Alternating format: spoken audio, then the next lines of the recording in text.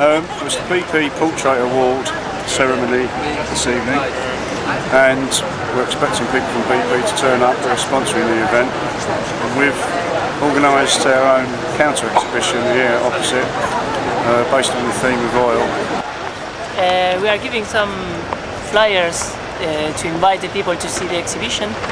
It's the other side of BP, which is a company promoting climate change and putting a face of culture, which is not true. First and the people at the very end of that list. And one way that companies like BP get away with murder systematically day after day after day is by people like you and me saying they're okay, they're a good company. And how do they do that? How do they do that incredible juggling trick where on one hand they murder and destroy, and on the other hand people think that they're a good thing? How the hell do they get away with it, ladies and gentlemen? Lying. Lying, yes. Any more suggestions?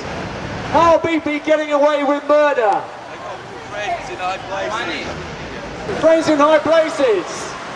Like, you mean up there? Lots of money. Lots of money. To bribe people. To bribe people. Thank you. Oh, Madam here says nobody cares, but I beg to differ. People do care. People know at heart that oil companies are destroying the planet when they hear what they're up to. And this is what's called the BP Portrait Award. And this is being held at the National Portrait Gallery, which has been renamed tonight the National Petroleum Gallery. And tonight is the presentation ceremony for the BP Portrait Award. And that means the great and the good and the cabinet ministers and the artists will all gather together and enjoy their canapes and drink their champagne and celebrate who has won this year's Portrait Award. But we would argue that any piece of art that has a BP logo or any corporate logo beneath it is not capable of achieving what art really can achieve, which is actually to move you and to change the world for the better.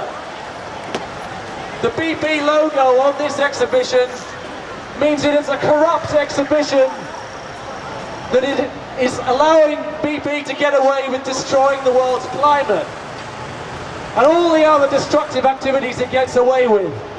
Wherever it operates, any continent, any country, its workforce is systematically abused, laid off and subject to the most appalling safety conditions.